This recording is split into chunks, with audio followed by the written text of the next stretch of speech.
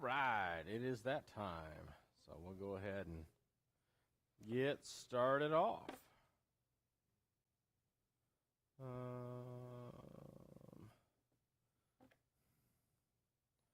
All right. Quick review. Cash is king. Yeah. Debt snowball process. How's it work out? What do we do? Yep. Smallest to largest. Yep. We just kept rolling them together. Just kept on going. It makes that snowball. I did not mention this, and I jotted it down to mention it, and I didn't do it, but I'm reminding it because I heard an ad on the radio. You've probably heard the ads on the radio for debt consolidation programs. You know, there's one that has a little catchy tune. I'm not going to sing it, but it's there. And so the advertisement on debt consolidation is you can take all your debts here, and we can put them all together, roll them all into one little package, and then you have one payment. And that's great. I did look for some stats on like default rates on those, and I couldn't find any. I'm assuming, though, they're pretty high because you haven't changed your picture. It's still the same. You just, instead of paying 6 places, you pay 1. The idea, again, is they're playing the interest rate game. Well, you can get you down to a manageable interest rate and help you out. The idea there is, you're not. There's a psychological benefit to the snowball. You're seeing things happen. So when you're paying off that small debt and then the next one and then the next one, you're seeing that happen. You don't get that with the debt consolidation program.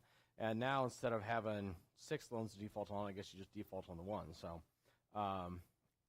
they're not the greatest thing ever. Like I said, I'd like to have some stats so I could say, yeah, it works out, or no, it doesn't. I have a sneaky suspicion they don't work out well. And the other thing is, anything in that, they're making money off of this, okay? Understand, it's a business they're running, which is perfectly fine. But understand, they're targeting a group of individuals that have financial problems to start with. And if they're making money off of it, I'm assuming there's a high debt rate or high default rate and going into collections on that. So, credit cards. If you don't have one, don't get one. Yeah. Student loans. So, last week I said, hey, Supreme Court said you can't have student loan forgiveness. Guess what happened this week if you didn't catch the news? President Biden signed an executive order, and he's forgiving student loans again. It's a different program, but same song, different tune. I'm not sure what. Again, I called it a new forgiveness scheme. All of these, in my opinion, are schemes, okay? Is there some legitimacy in it? If you can get in, yeah. But here's the fun part is the government giveth and the government taketh away. 3 months ago you were going to get your loans forgiven. Then last week you weren't. And then this week you are. Next week, what's going to happen? Who knows? So don't rely on somebody else to pay off your loans. Pay off your loans. Not that big of a deal.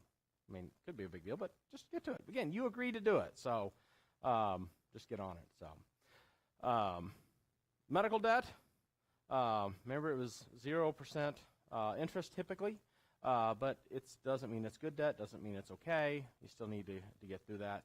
Car payments. What percent monthly take home do we want to stay? If you're making car payments, what's the number that you want to stay below? 10 for the monthly take home on the car payments. Yeah. Right, you shouldn't. But if you're in a car payment, if your monthly take home, if your car payment is more than 10% of your monthly take home, then that's time to, then maybe you need to make a hard decision there. Total value should be less of all of your vehicles, should be less than 50%. Exactly. Yeah. Mortgage, maximum loan as far as percentage-wise, what should your payments be? That's your 25 on that one. 25% should be your mortgage payment there. So this week, what could go? Is there any questions I forgot to ask? Any questions on debts or any of that stuff? Snowball or anything, or even anything going farther back? Because it's all just building on itself as we go. All right, so what could go wrong? Lots of things. Yeah, exactly. So the first thing, and I realize that you're getting the whole slide. I don't have any fancy bullet points flying in, so but that's okay. Number one thing, we've highlighted a few times. I want to emphasize it tonight. An emergency fund. Your $1,000 fast accessible. So what's that mean? It's not in a CD. It's not invested. Cash is preferred because, hey, I've got access to it. I don't have to wait for the bank to open up. I don't have to go to the ATM only to find out that one's not working that day. So what is your emergency fund going to be used for? Emergencies, yeah. So especially, this is really going to come into play when you're doing the debt snowball, okay?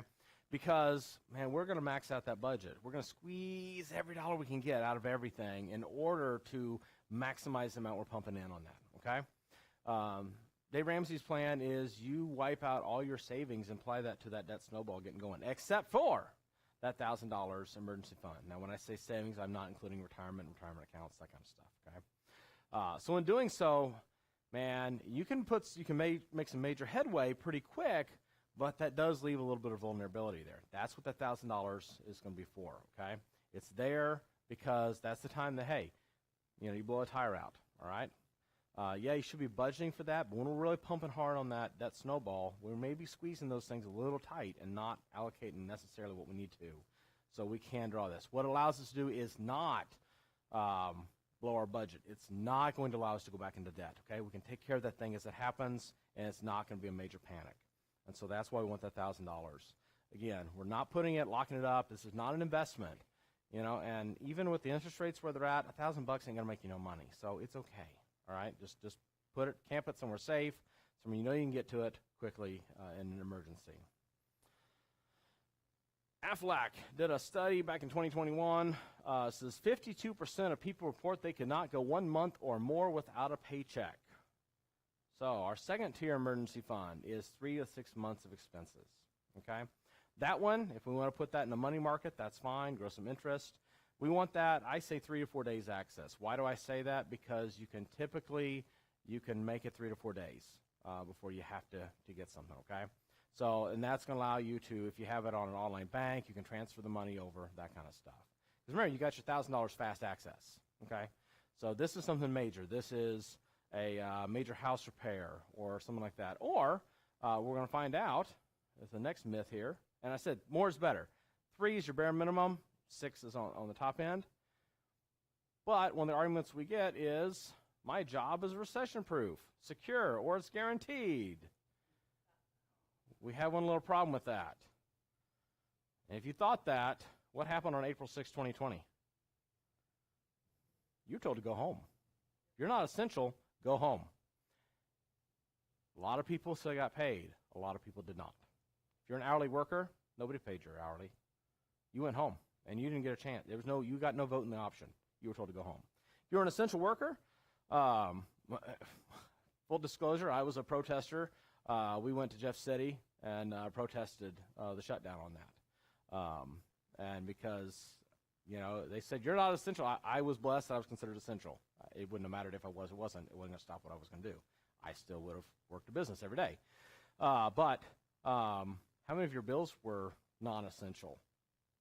Did you get to call the power company and say, hey, so I'm not essential, so you're not essential? And it didn't work that way, A lot of places were beneficent and allowed, some leeway on that. But stupid and crazy happens. And when we shut down, that was exactly what happened. So government did it once, they can do it again. Now, we're blessed to be in Missouri, and the political climate, I think that probably won't happen as likely again, the way things went there, but it could still happen. What about if you're working for Audrain Medical Center? Huh? You're not any longer, and even when you weren't getting paid. So you might want an emergency fund. I know even some of the doctors, to get brought back into, to get onboarded into a new hospital facility, there was some training required. There was paperwork. There's all kinds of stuff. You may need to go, 2-3 months before you're actually back, even a doctor, back into practice, okay? So those are things that can happen and do happen, and they have happened. The other thing with the psychological benefit is you've got that in the background. Hey, okay, I've got 3 to 6 months, and what you'll find out is that emergency isn't as big of an emergency as you thought it was. So, okay, we've got a little cover room on that. The other thing for the emergency fund, we'll talk about a little on down the road, is disability. If something like that happens, you need to be able to cover for that. So insurance. That's what we're kind of looking at tonight, insurance and those kinds of things. So why do we have insurance? Well, it shifts some of that liability to a larger pool. Helps diversify your risk amongst everybody else, the risk of your roof getting hit by hail, and then you put that in a big pool with everybody else, and that lowers that risk. Gives you some options. There's lots of options with insurance, and lots of options mean there's lots of cost changes there. What is a deductible? Yeah, your personal responsibility part of it. Yeah. The higher the deductible, what means the premium cost does? Usually goes down. Yeah, exactly. And so that is, if you're looking to save some money, that's a route to go. Maybe bump that deductible up just a little bit. Sometimes it'll be $250, maybe get $500. If it's $500, $750 or $1,000. If it's $1,000, maybe you say, you know what, we're doing okay. We can bump that to $2,000. So those are all things you can look at, and that's going to drop your premiums down quite a bit. So the question is insurance necessary? Maybe. It depends on where you're at in life, what you've got, and we go from there. But types of insurance here. Life, auto, homeowners, renters, medical, disability, long-term care, pet care. There's other variants in there, but this covers a majority of everything most people are going to encounter or will need somewhere there, and possibly even things that they don't need. We'll talk about that when they're at the end there. Life insurance. So what is life insurance? So what is the odds that you're going to die? 100%. Unless the rapture occurs within your lifetime. Yeah. So life insurance does what? It pays, in the event that you die, it pays a death benefit to whomever the beneficiary is. Okay. If you're married, it is automatically, at least in the state of Missouri, it's automatically going to be your spouse. Unless you're making it like for your kids or something like that, you do have to have your spouse sign off on that, though, in the state of Missouri. That you can't, way communal property works in the state, they do like your life insurance, the beneficiary to be the surviving spouse. A couple of types. Whole, universal life. There's other flavors and variants built into that. And term, that's the two big main ones. So whole life, that is, you are paying there a premium, and that's going to insure you for your entire life. Term life insurance, you're paying a premium, that insures you for a term. That's the name. Yeah, whole and term. I had one example quoted to me on that. Was whole life is like you're buying your policy. Term life is you're renting it. Term, you hope, when you take it out, you hope that you never use it. You hope that you're throwing your money away because you hope that you don't die in that term, right? That's the idea of it. But term life insurance, usually purchased by people younger when they're healthier, and it's covering a shorter span, they're going to play the gamble of, you might not actually die within that term. And so your premium cost on term life is usually quite a bit lower. Whole life, on the whole universal that side, they're insuring you literally until you die. That's the name of the game there. So in doing that, they know that they're going to have to pay it out, right? It's a guaranteed payout. So on that one, they're going to figure in the cost, and they're investing your money, and so your premium is going to be higher. And the healthier you are, the longer you're going to live, the longer they get to play with your money to make more money, your premium is going to be lower. Health issues, it's going to raise that premium up. Same thing with the term. It's the same thing on that one. So who needs life insurance? If you have debt, do you want to leave a surviving spouse with that debt? Then you want to make sure that you've got enough life insurance to liquidate. I told Katie, if something happens to me and we have a mortgage or something like that, the first thing she does, she writes a check and zeroes the mortgage. Done. Be gone with it. That's the first thing that happens. The second thing is replacing income. Because it doesn't matter who you are, what stage of your life, whether it's single income, double income, if you're working, and even if you're not, if you're drawing Social Security and you're in a marriage relationship or a situation where the two incomes are coming together, one of them disappears. It's going to go away. And so we want to be able to replace that income. Maybe not permanently, but we want to give a cushion so that we don't have to rush into making decisions. When death happens, and we're all aware of this, it's an emotional time, and when we're full of emotions, we don't always make the best decisions, right? Sometimes we can get rushed into things. And a life insurance benefit there allows some time. Katie, if something happens, if I die tomorrow, Katie doesn't have to go out and get a job tomorrow afternoon. That's the idea. Life insurance will be there to say, hey, you've got a cushion. You've got some time to figure out what you need to do and how you need to cover that. Same thing if you got college Maybe you got some education, college education going on. Kids paying for college. You want to make sure that that's built into that.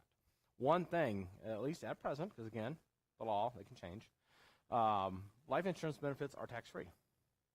So if you get a life insurance penalty payout, if you're a beneficiary of that, you don't have to claim that as income on your taxes. So, and some people actually use that as a means for a large.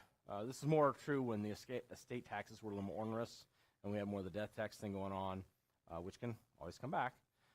They were actually investing, and I don't view life insurance as an investment. It's not. It's insurance. But they were putting their money in a life insurance policy in order to then allow the kids to be able to have that tax-free payout and not have to pay tax on it. So it was a way to kind of rotate through, especially if you had, I'm thinking like, someone had a lot of real estate, or land, something like that. You wouldn't necessarily have the cash available to pay the taxes on the real estate, estate taxes on that. So, but that is something to keep in mind with life insurance there. Any questions on life insurance? I'm highlighting it. I'm not going into great detail because there's just so many variables and flavors that goes into that. So it's something that you do have to do your own research, but just highlight some of the top things there. I will go back. I know Dave Ramsey is not a fan, whole universal life. It's the devil, and that's fine. I understand where he's at on that. I'm not going to vilify it. Both avenues may be a route. I know a lot of people that have both. They'll have a good-sized whole universal life policy, and then they'll have some additional term to supplement. Because, hey, by the time you get to 65 or retirement, or maybe even 50, whatever it is, you may not need that extra. So that's where the term comes into play. You figured out, when will I probably not need that? Kids are out of school. I don't need that. Mortgage paid off. I won't need that additional. So, car insurance, automotive. So what does it cover? Well, it kind of depends on what kind you have. So we got liability, collision, comprehensive, personal injury, uninsured or underinsured, and then gap. So liability, that's everybody. If you're driving, you have liability insurance. You have to. Doesn't mean that the person does, but legally they're supposed to. And then if something happens to you, well, we'll get on that in a second. But collision, that's going to cover repairs on your vehicle if you have a collision.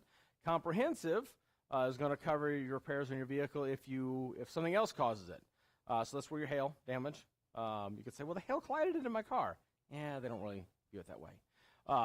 Comprehensive, so that'd be your deer, your hail, that kind of stuff. Somebody stole your car, that kind of thing. Personal injury, that can be an additional on there.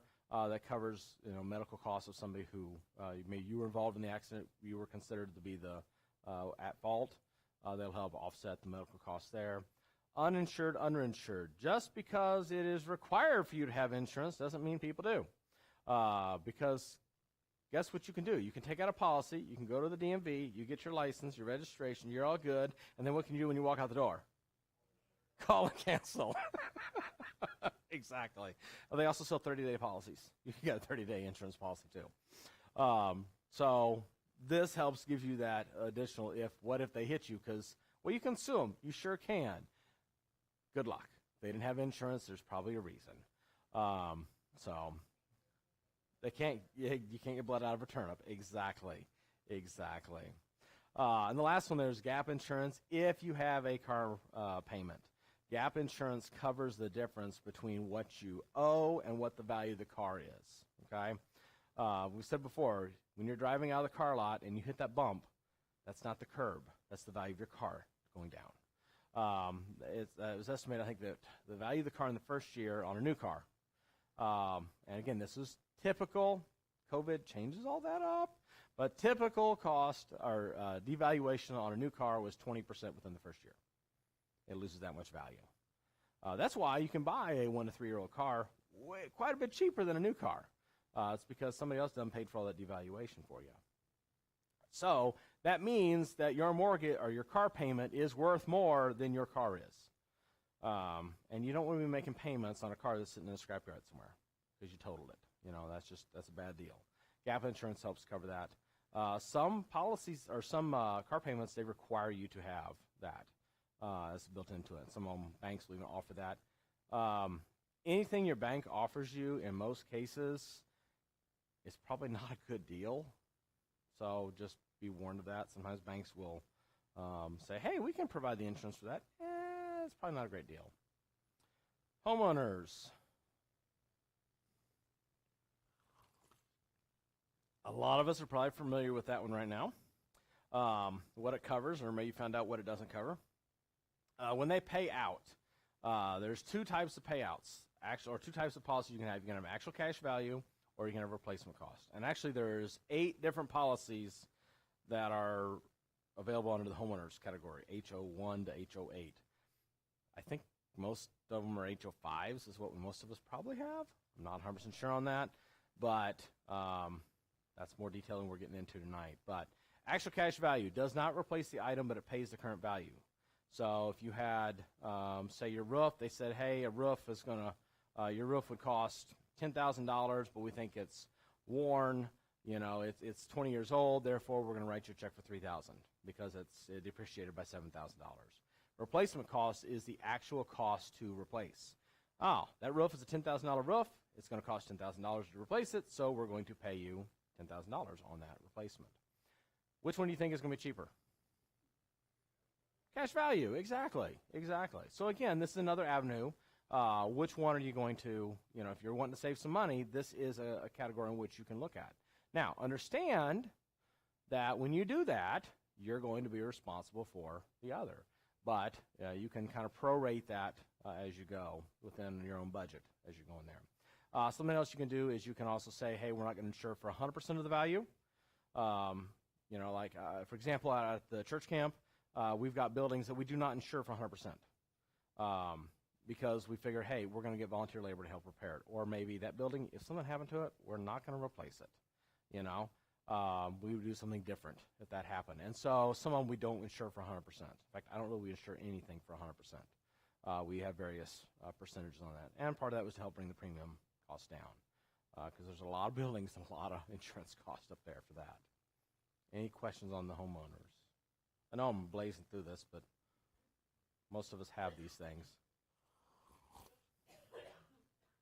Renter's insurance. So what does that cover? If you are renting and not owning, your landlord's insurance does not cover your stuff. The landlord's insurance covers the roof over your head, but not the stuff inside it. Okay? And so you want to make sure that you have insurance for your stuff. Storage units, same thing. As some people unfortunately found out, when a storage unit burns down and then they go to the storage unit owner and say, hey, man, all my stuff burned up. And he's like, sorry? What are you going to do about it? I mean, I got some new ones coming. I'll rent you one when it comes in, but sorry. It doesn't cover it, okay? You should have had renter's insurance on your storage unit. Yep. Mm-hmm. Yep. And part of that, and same thing with the second one, your safety deposit boxes. Everybody thinks that what kind of insurance does a bank have that we see advertised all the time? FDIC, or on the credit union side, NCUA. Exactly. Yep, Federal Depository Insurance Corporation. So your money, your cash money in the account is backed by the federal government, up to $250,000 per account on that. Same thing with the credit union side. What do you think about your safety deposit boxes? Guess how much insurance it has? Nada. Nothing. So unfortunately, some people found out, somebody breaks in, and they go to their box, and they pull their box out, and they open it up, and it's full of sailboat fuel. And they had grandma's gold jewelry in there. The bank's like, sorry, that not our problem. Renter's insurance would also cover that in that case. Why doesn't your landlord, the bank, or the storage unit owner, or why don't their insurances cover your stuff? One, they couldn't afford it. Two is they don't know what you got. Because that stuff's transitory, right? Safe deposit box. Somebody comes in, they take something out. In fact, the bank isn't supposed to know what you've got in there. In fact, what they do, if you go get your box, they say, hey, would you like to go to the private viewing room? And you take your little box, go in there, shut the door behind yourself, and you get your stuff out. They don't look at it. They don't want to look at it. Because then they have some liability if they're looking at it. So they don't know what you put in there. And the other thing is there's things you can't put in there, and they really don't want to know that either. Don't put your guns in there. Don't put explosives in there. And do not keep your drugs in there. As those are bad things to have in your safe deposit box and your storage unit, by the way, too. Now, yeah, they don't know what's in there, and so they can't insure that what they don't know. And it does cause some upset people. Now, they do keep a record of who accessed the box. You know, somebody has to sign. They're supposed to be on the card, but with families, you never know. Sometimes somebody got mad, and Cousin Billy went out and cleaned Grandma's box out because he could. So if you're renting anything, if your stuff is somewhere that's not yours, make sure you got renter's insurance on that. Medical. That is probably the one biggest thing that we all run into or have to deal with. The open marketplace, the CARE Act 2010, some refer to it as Obamacare by the nickname there, but the open marketplace. And so it federalized of sorts all insurance and made it mandatory that everybody has to have insurance. And if you didn't, you paid a tax penalty. The tax penalty is gone, but the insurance companies are still required to write policies on that. So there's a lot of stuff going on there. But if you do not have insurance, you can get insurance. That is what that means. Most people are going to have their insurance through their employer, so it's employer-sponsored. And many times your employer is going to give you a few options. Larger employers say, hey, these are the policies that we offer. You get to pick maybe which one or which couple, what category they fall into. Within the medical insurance, we have some mechanisms how they operate. And the four ones that I kind of hit that are probably the most common that we see, HRA, HDHP, or a high deductible health plan paired with an HSA or health savings account, the FSA, flexible spending arrangement, and the last one is the cafeteria plan. And then there are alternatives medical insurance. We do not have health insurance. We have not had medical insurance now for 5 years? 6 years? How old's Lauren? She's 6, so probably 5 years-ish now. We haven't had any health insurance, and we'll talk about what we do on that as an alternative. And it's not the only alternative. There's other ones out there. Health reimbursement arrangement. You may recognize that name because as a church, that's one of the things we offer. Pastor Rich, we have a HRA set up. So an HRA, if you encounter one of those, and there's multiple flavors of those. The Affordable Care Act changed things. They've since changed that. They were effectively illegal for the most part, unless you had less than one employee. Figure that one out? Exactly. If you have less than one employee, you could have an HRA. And the crazy thing is that's why churches were allowed. Because technically Pastor Rich is self-employed, but we pay him. And so he's this weird middle ground as a pastor, and so that's why it allowed us to be able to do the HRA, because he was our less than one employee. If we had one or more employees, we couldn't offer it, because you have to offer it to everybody equally. And so we could only offer it to our less than one employee. But they're employer-funded, which means the employer controls the money. You can only use it to reimburse qualified medical expenses. What's a qualified medical expense? Well, you go to the IRS's website, U.S. Treasury, and they will give you a whole list of things that you can spend that money on and the things that you cannot. Some things you can spend on, you're like, I would have never thought to ask that. And some things you can't, you're like, I mean, that's probably okay, but IRS says no, this is the list. These are the only medical things you can spend them on. In some cases, you can use it to cover your premiums. As I said, it is employer-owned and employer-funded, and those are two distinctions we're going to see as we go through that change back and forth. It's a use-it-or-lose-it program. If you do not use that money, then it is the employer keeps it, and it does not get spent out. The new one I think now is called the QHRA because they're now legal again as a variant, and I don't claim to know much about that. I just know enough about this one because we set one up. I do a lot of research on that, but they do exist again. HDHP, high deductible health plan. That is something I am familiar with. I did have one of these for several years. So that is it's in the name, high deductible. So the minimum deductible that you can have on the plan is it must be at least $1,500 for an individual, $3,000 for a family. Okay. The maximum out of pocket, meaning the most you'll ever spend on your medical expenses in a year, is $7,500 or $15,000 for a family. Those numbers seem like I know large numbers. But how that works is you pay 100% of everything up to that deductible, or actually your maximum out of pocket. Many plans, the maximum out of pocket and the minimum deductible will be the same number. Okay, I think we had, I think it was at the end when I finally dropped it, I think it was about a $7,000 deductible for a family. So that's been 5 years ago, and that's now almost doubled, or over doubled in that cost. So we had to pay the first $7,000 of expenses, medical expenses, and once I hit that point, guess how much I paid after that? Zero.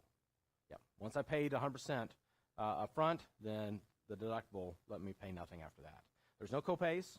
There's none of that stuff. And so it works just like any other insurance, except that when you go to the doctor, you just tell them, hey, look, I have a high deductible plan. I'm going to be paying cash. And guess what you're going to get?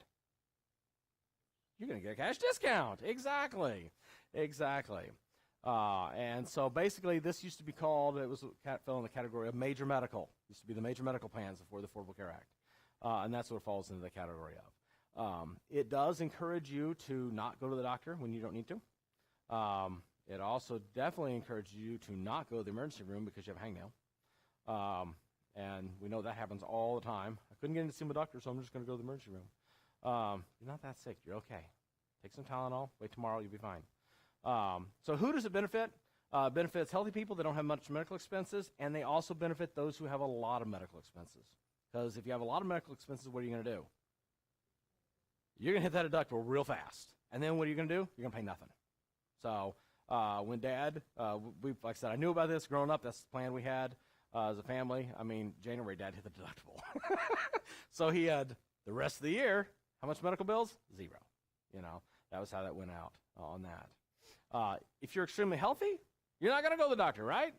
So you have no medical expenses or very little medical expenses. And so you're not using your deductible. You're not hitting it. So that is, if you're falling in that middle category, an HDHP may not be the best thing for you. But it does pair with the next thing, which I think is one of the greatest things in sliced bread. And that is the health savings account. Health savings account, maximum contributions, $3,850 for an individual or $7,750 for a family. If you are 55 or up, you can pitch in an extra $1,000 on your HSA. Is the 2023 limits. Those numbers change every single year. They usually go up because of inflation, things like that. So this one can be employer or employee contributed. Sorry. So a lot of employers will say, hey, we're going to pitch in first $1,000, and after that, it's on to you. Okay? Or maybe they'll say, we'll cover on our family plan, we'll cover the employee, but we won't cover the family. So you can pitch in the additional contribution to it. This allows you to put money in an account somewhere. There's lots of places here in town. Central Bank has one. U.S. Bank used to have one. I think they still do. I'm not sure. I think Show Me Credit Union at one time had one. Do they have one now? I was pretty sure they were offering them. And then you can go online. There's tons of places.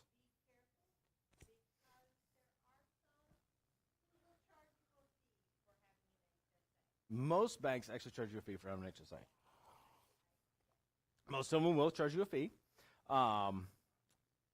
However, that gets offset by the next couple things down here. It should get offset. It may not always, but it should, and that's what you have to watch out for. But allows you to put that money, it is pre-tax contributions. So that means it's coming out before taxes. So it's actually bringing your income level down effectively, which is meaning you're getting the savings. Whatever your tax rate is, whatever percent, say you're in the 20% tax bracket, then for every dollar you put in the HSA, basically 20% is going to come off of your tax bill of that, okay?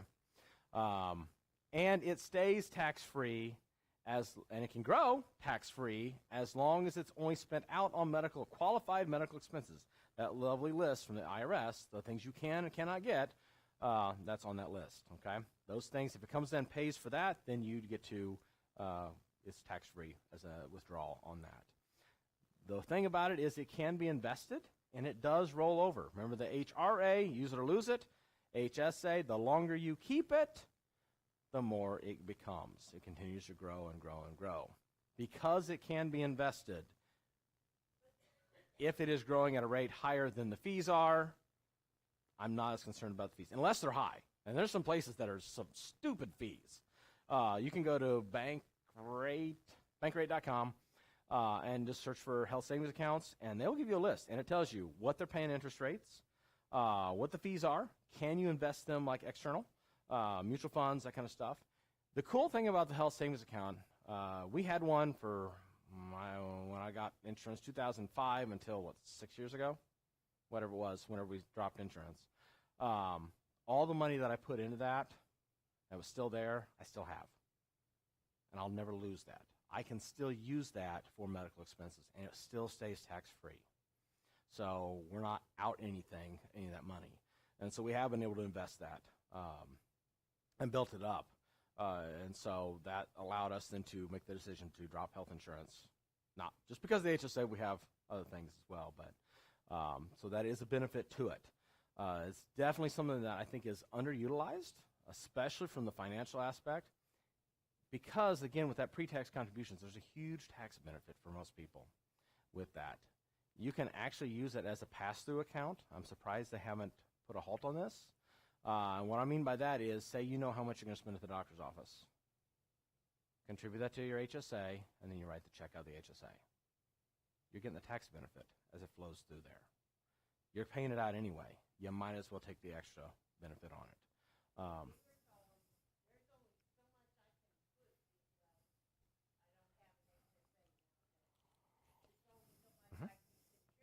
There is. Correct. Up to the maximum contribution, yes. So,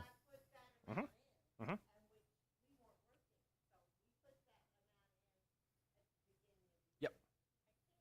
Yes, if you max it out at the beginning, you can't continue to do that. Correct. Most people don't max out. What most people, unfortunately, do is they take what the employer pitches in. That's good enough. It's free money for me. But you're leaving money on the table. For now, if you got a family, $7,000, that's a huge chunk of money. That's a lot of money, especially if you're going to max that out. That's a huge chunk of money today. But if your employer, say, gives you $3,000, okay, cool. That's a good start on it. And then, I'm going to go to the doctor's visit. What's a doctor's visit? Anywhere from, 120 to $200, depending on what you're going to do. Or more, exactly. And so you can pitch that into your HSA and then write that back out. And again, to continue to contribute to the HSA, you've got to have the HDHP attached to it, okay? You don't lose your HSA if you lose the high deductible plan, but you lose the ability to contribute to it. Unfortunately, 6 years ago was the last time we could add DARS. Now it's growing because of some investments we've done, but I can't add to it. I'd love to, but I can't on that. It's a weird cat, but it is extremely beneficial. Can be extremely beneficial. Oh, what happens if I have money left over? I hit 65, don't have health insurance, and I've still got, say I've saved it up, and I've got, $40,000 in my HSA. What do I do with it? Yeah, exactly. You can still spend it on medical. And let's just say for some reason you are super healthy. You can have beneficiaries attached to it when you die. Somebody else inherits it. And it basically gets treated like a tax-deferred account at that point. Once you hit, I think it's 59 and a half. Don't quote me on that. But once you hit a certain age, then you can actually start drawing from it without penalty. You'll pay taxes on it for non-qualified expenses, but you won't pay any penalties on it. If you try to draw out of it and it doesn't go to a medical expense, and anytime you add to it or take away from it, there is a tax form that gets attached to that. And the IRS knows every year how much you have in your account. And you can have, so we have two locations for health savings account, but the government is concerned that I have one health savings account. It's the maximum you have, okay? The total added together. So, but the IRS every single year gets a form such and such that says this is how much the value of John and Katie's HSA is worth, and has how much they put in, $0. This is how much they took out. If we have any withdrawals, they keep track of that. If you have a major withdrawal, they're going to be like, wait a minute, $20,000 came out, and they're in their 30s. Wonder what happened. And that might elicit a phone call or a check from the IRS saying, wait a minute, did y'all have it? Oh, no, we're healthy. We're as fit as can be. Why did 20,000 come out of your HSA? Oh, those was Band-Aids. Probably not. You know? Yeah. And I'd say, where'd that car come from in your driveway? We called it Band-Aid. It's on the license plate. Yeah. No, I mean, so they know they're going to keep track of that stuff, okay? So they're going to watch that stuff. Yeah, that's my money joke for the night, yes. See, I forgot. I got to make a note of that. Yeah, so that is definitely something to keep. They are going to keep track of that, so don't abuse it, all right? But take advantage if it's an opportunity, if that fits your situation.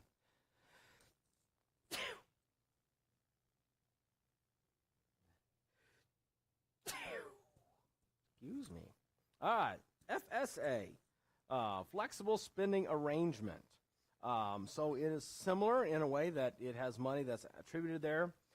So in 2023, your contribution limits are $3,050. You can, by law, only carry over $610. That is the 2023 limit.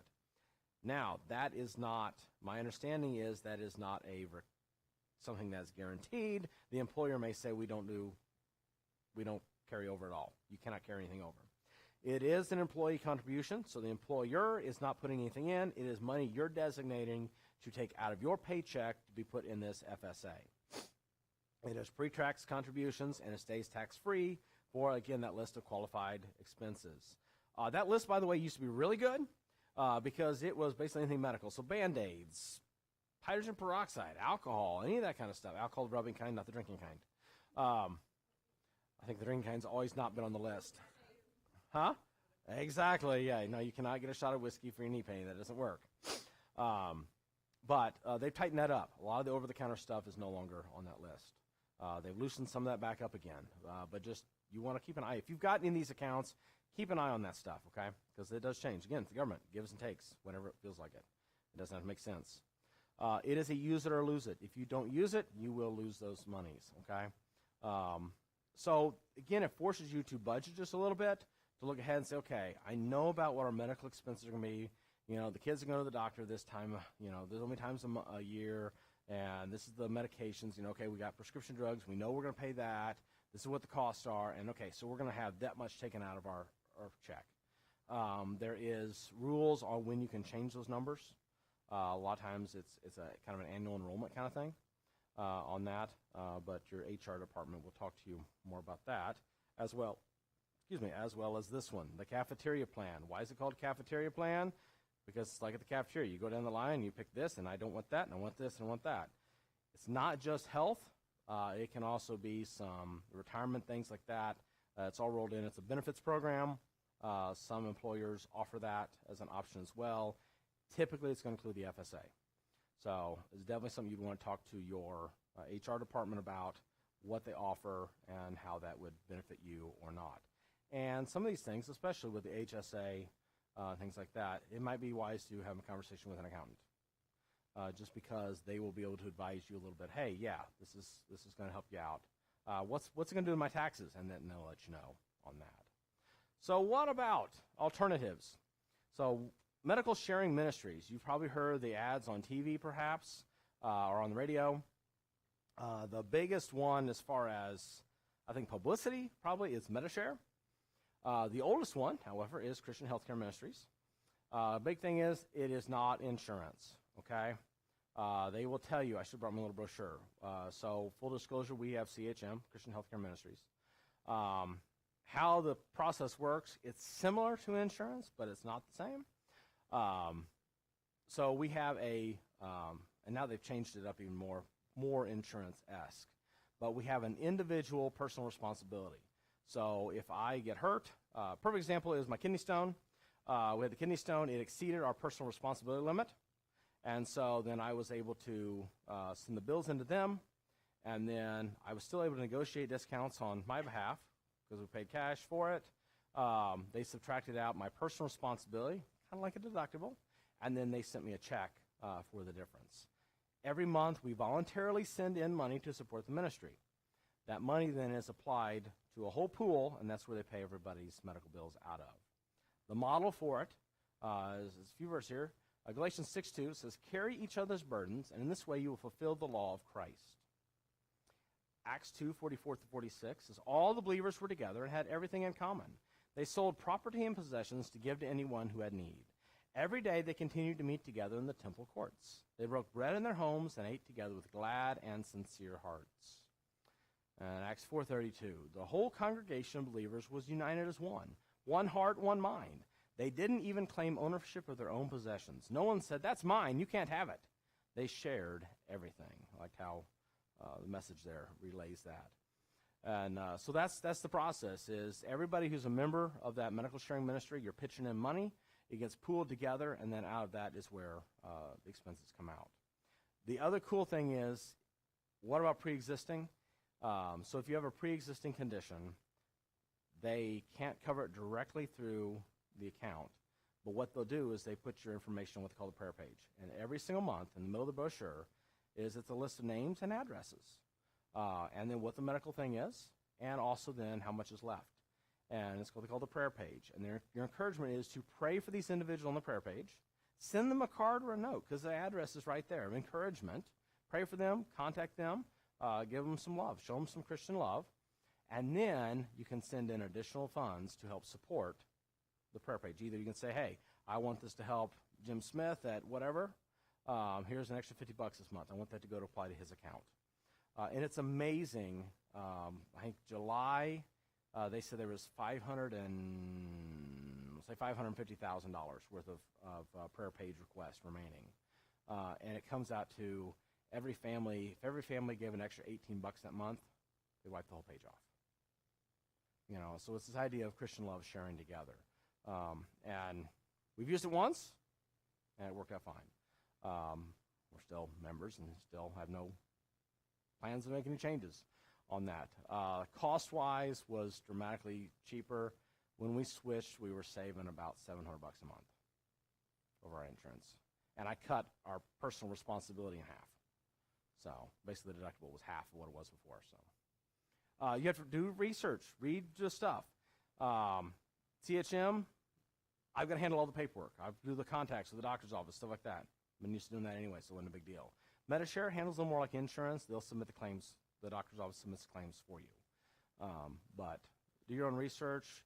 The plan we have does not cover anything except for, so like doctor's visits, stuff like that. It won't cover that. It covers hospitalizations or emergency care. Hence, kidney stone was covered.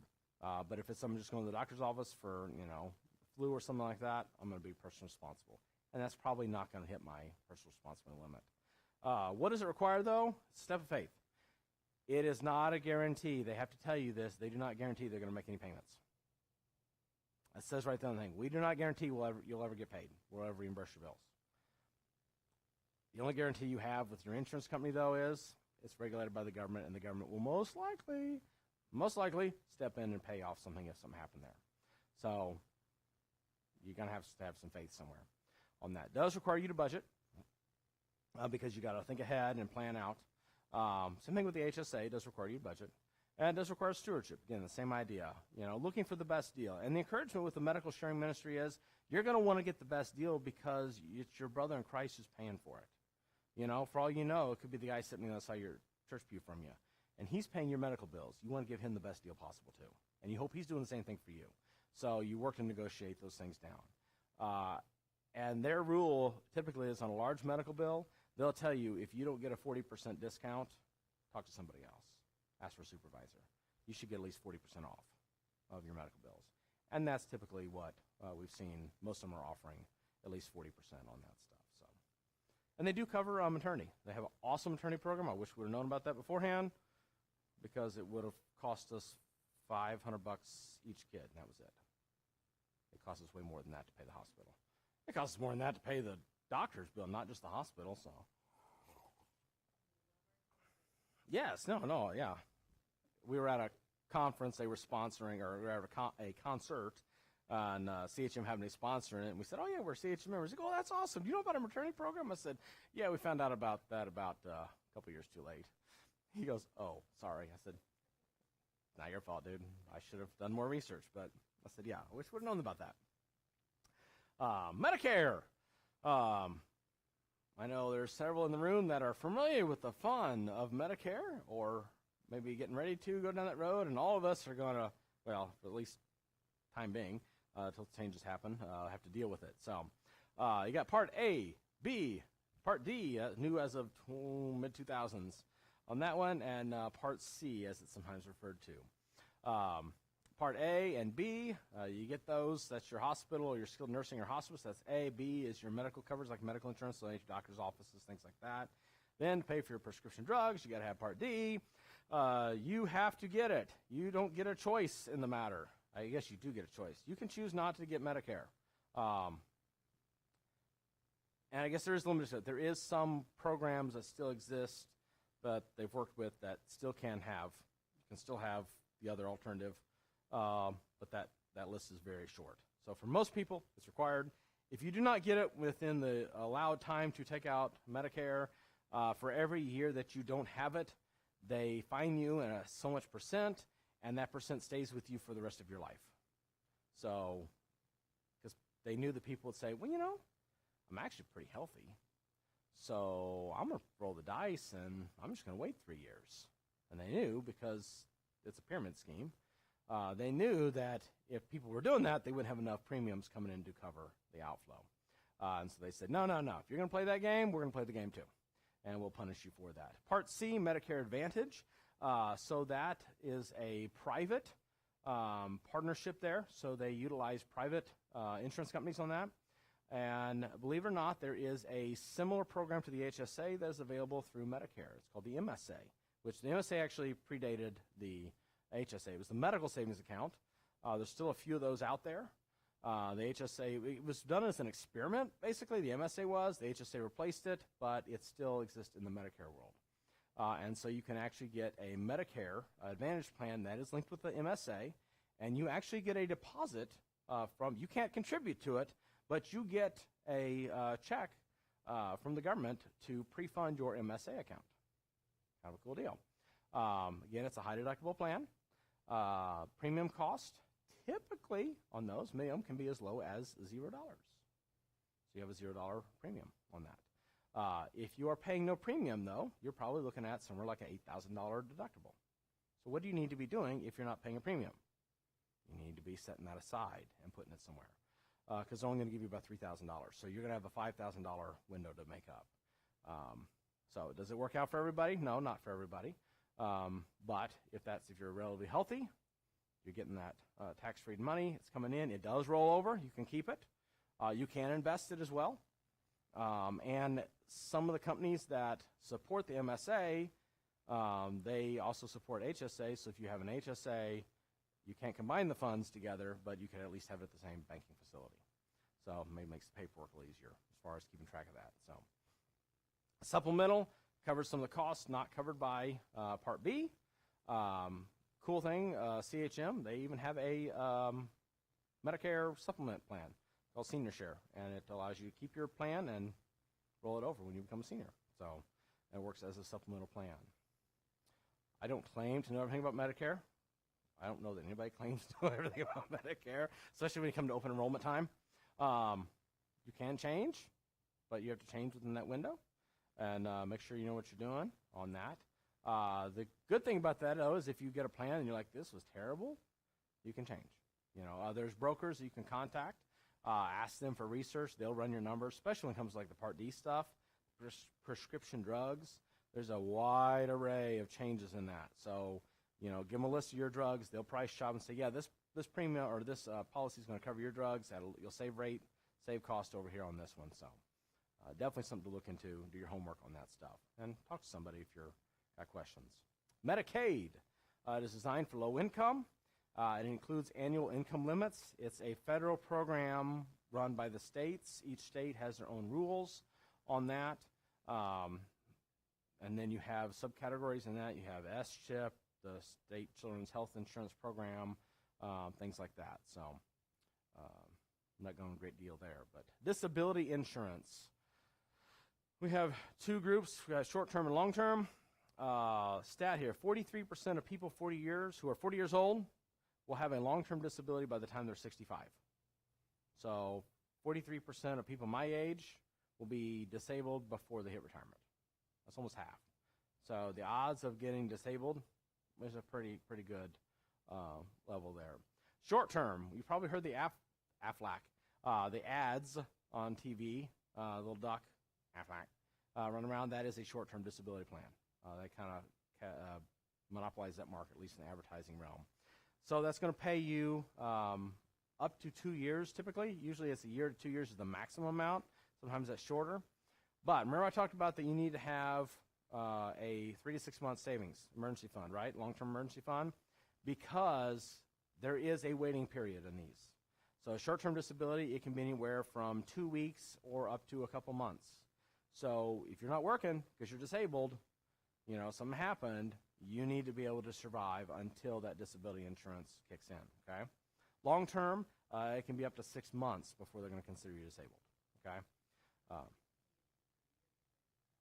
Yes, yeah, each plan is different in how they do. Now, what's interesting, and it fits both under disability as well as some other things, sometimes you can have a policy that only applies to a certain portion of your body. Singers, they'll have a policy writer specifically for their voice because that's what makes them money, you know? I've heard of models that have like on their nose or some, I mean, it gets crazy. I know of a surgeon, you know, if I chop my finger off, I'm done, you know? So those are all things to keep in mind in that. If you have a niche industry that you're part of, you might want to have some insurance on whatever enables you to do that, okay? Long-term care, 70% of those currently turning 65, will require long-term care. And the average length of stay is 3 years in that, okay? And then 18% of seniors will require 1 or more years in a nursing facility. Long-term care insurance, there is some good stuff, and then there is some complete ripoffs, okay? Know what your policy does when you take it out. That's with everything. But specifically on this, know what happens. My grandparents had one, and each had their own policy. And when Grandma died, Grandpa didn't get any of hers. It just went bye-bye. Now his, we were able to actually use it up. But it didn't, if you took the premiums that they paid in and the amount they paid out, he probably would have been just as good putting in the bank, you know? There wasn't much gain. It wasn't like he was getting anything really for his money. So make sure you understand what the policy is doing, okay? Some of the premiums can be stupid expensive. Some of them, you can lock them in. The younger you are, the healthier you are, you can actually lock those rates in. They don't go up. But then again, don't get caught up in gimmicks either with that. What about Medicaid? Yes, it will kick in. If you run out of money and you're in the nursing home, Medicaid will cover that, okay? However, when you die, they can go after your estate to recover the funds. And if they think that you tried to bleed the money down before you went in so they couldn't come back and get it, guess what? They'll go back 5 years when you went on. And so you have to be broke 5 years before you need to be broke, basically. And there's talk that number is going to get larger and larger. They're going to keep looking back, okay? An actual example of this is I know a real estate transaction that grandma dies. The house is there. The house is torn down. They're going to sell the lot. The deal is going through. It's a lot, you know, piece of dirt, not worth a whole lot. You know, there's a quick sales transaction on that. Go down to the title company. They'll give you a little paperwork. You fill it out. Do a, you know, no lawyer involved, none of that stuff for the closing. And then they find out that grandma was in the nursing home. They're like, we should make a call to the state. And then they come to find out on this small piece of dirt that there's a $20,000+ lien because grandma was on Medicaid. Well, that dirt wasn't worth $20,000. The state was settled for whatever the amount was, but guess how much the family got for the sale of that property? 0. Yep, the state got the entire proceeds. So this is where it does come into play. Estate planning is key here on that, making sure, and there's some things you can do to prevent that stuff from happening, but the other side of it is, I mean, your neighbor across the street who's been paying in his taxes, he's paying for that too, okay? So understand that a bill has to be paid, you know, so do keep that in mind, you know, not trying to work the system, you know, we want to pay fair, but also don't get taken. So that is, some of the attitudes sometimes people are like, well, that's all right, just let the state cover them. Yeah, they will, but who's paying that? I ain't paying that, you're paying that, okay? The last one, the new one on the market, Pet care. You can get insurance for your dog or your cat or your whatever. The estimated lifetime cost of dog ownership, I'm not sure where they got this number from, but $23,410. That's insane in my opinion. But that's why we have pet insurance now. You can get health insurance for your pet. You get cat insurance, dog insurance, your partridge in a pear tree insurance, whatever it is, you can take out an insurance policy, I'm sure, on a pet. You'll find somebody who will be happy to take your money in order to write a policy for you. So, if you have a fancy dog, maybe you're into dog shows or you're a dog breeder or something like that, to me that falls in the category of business insurance, and that's understandable. But just beware. This is a relatively new industry, and that means you're going to get a lot of crazy stuff going on. Don't get caught up in that. If that's something you really think you need, really do your homework on that one, okay? So insurance, what does it actually do? Because that's the thing. We buy an insurance policy, but do we really know what it means? I know it is boring, and maybe it's a lot of words that you don't understand, but you need to read your policy, all right? I know they send out a big fat book. Now they don't even send it out. They won't even mail you a policy, crazily enough. You have to request one. They'll send you a PDF, and sometimes they can't even. It's too big to fit, like, through email. But read your policy. Interview your agent, okay? Ask your agent what does this cover? Is this really going to do what I think it's going to do? If you don't understand it, don't buy it, okay? That's just anything. And always remember that the guy across the table, your agent, he's what? He's selling you something. So whatever he sells is in his best interest. May not be in your best interest. So just be honest and ask questions. Your needs are going to change. So should your insurance, okay? This is life insurance. Perfect example of that. Kids are out of college? We can cancel that term life policy. We don't need that anymore. Maybe we can cancel the whole life. Maybe we are now financially, independent. We've done well. We've done what we're supposed to, and we don't really need that extra life insurance. I can invest that money and do something else with it. And so maybe that's something that's happened. So review your insurance. Give yourself an insurance audit every so often. Your insurance company is going to come out and check your house every 3 years for renewal. Check your insurance company every 3 years. That's a good kind of rule of thumb there. Use a broker. We got the big names out there. Nothing wrong with those.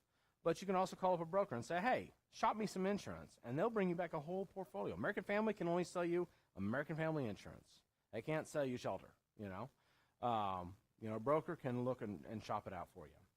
Check the ratings of the companies, especially if it's not, even if it is a name brand company. Google them. And then that website there, ambest.com, you can actually create a free account. You can just type in any insurance company.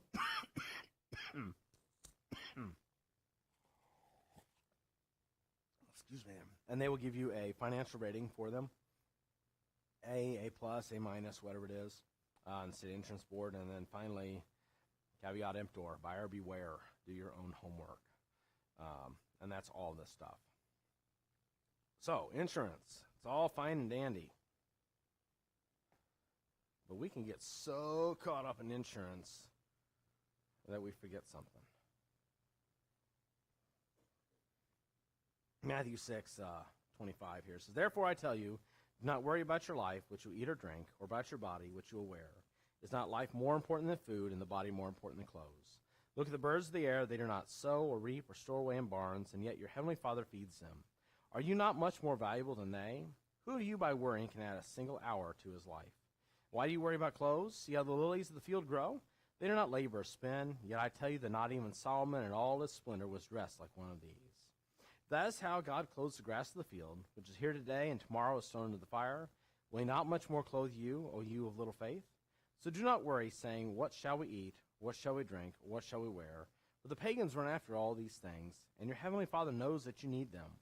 But seek first his kingdom and his righteousness, and all these things will be given to you as well. Therefore do not worry about tomorrow, for tomorrow will worry about itself. Each day has enough trouble of its own. And so it's definitely something to keep in mind when we're talking about insurance, really any of the finance stuff we've been looking at, is the understanding that God's in control. We can have all the insurance in the world, and then the unthinkable happens, or you find out that your insurance company wasn't worth anything. They went under, and you didn't even realize it was happening. But put your faith in God ultimately in that. And don't overly worry about that stuff. So be good stewards, but recognize priorities there. You got the review sheet there. So real quick, before you do that, the other page there, insurance list. Because one of the other things that happens, we talked about the unclaimed property from the state of Missouri. What sometimes happens is when somebody dies, nobody knew that they had some obscure insurance policy. And so they're not able to make a claim against it. And the insurance company's like, man, Bob quit paying his premium. And they try to call Bob, and they can't get a hold of Bob. And they're like, what happened to Bob? I don't know. Or maybe they find out Bob died, and they're like, okay, we're going to mail out a check to somebody, but we don't know where anybody's at. And nobody contacted us. And who gets the money? The state gets the money. So it is always good to have a list somewhere that somebody can get to. So just a quick, what kind of insurance it is, who's it with, policy number, contact information, and then any additional info you want on it. Just put that down, put it in there, make it known somewhere. Kind of put that with your financial inventory sheets so that down the road somebody can grab that information and be able to do something with it, especially like the life insurance stuff. As we said, 100% odds you're going to die, so you want somebody to get your death benefit, not the state. They don't need it. They might think they do, but they don't. All right. And this year, heck, they got tons of money. They don't need any extra money. Don't give it to them. All right, review. Emergency fund. What? Two types. 3 to 6 month, and then $1,000. Yeah. 3 to 6 month. You want to put it in a short-term thing, like a money market, something like that. Make a little interest. That's cool. Emergency fund, though, the $1,000 one should be fast, accessible, preferably cash. What types of insurance? Just name the two life insurance, kind of how I lumped them together. You got whole, universal, that category, and the other one is then term. Yep. What are 3 types of automotive insurance? Liability, comprehensive, collision, yeah. We got tons of others there. Under homeowners insurance, actual cash value pays what?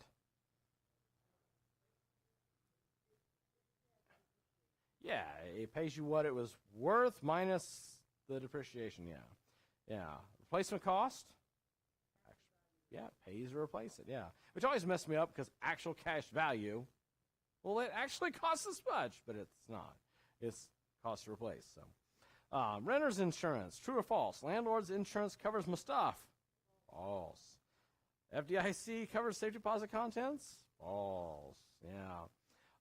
Medical insurance, 3 types of the mechanisms on this one. 3 types of mechanisms there. Yeah, you have that. You have the mark. You have the what? High deductible plan, yeah. Kind of the catastrophic major medical, yeah. You have a flexible FSA, yeah. Actually, the open market, that's available to anybody to buy from. And then the other big one was HRA. That's starting to make a comeback into that. True or false? Medical sharing programs are a guaranteed payoff. I should say payout. False. Yep, it's not. True or false? Medicare is required. True. And currently in the state of Missouri, Medicaid has a look back of 5 years. Yeah. Disability. What percentage of people 40 years of age will have a long-term disability by age? I think 43 and 65. Yeah. And what percentage of those turning 65 are going to require long-term care? 70%. Yep. Insurance is an important tool, but who should be our first defense? God. Yeah, God should be our first defense on that. Should be who we look to first. So, any questions on insurance and that stuff? And a lot of that we highlighted through quickly, but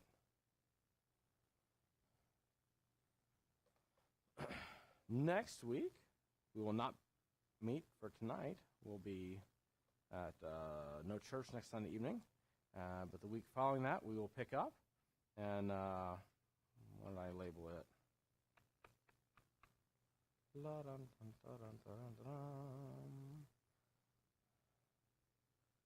It is. Where's my rich uncle? is next time.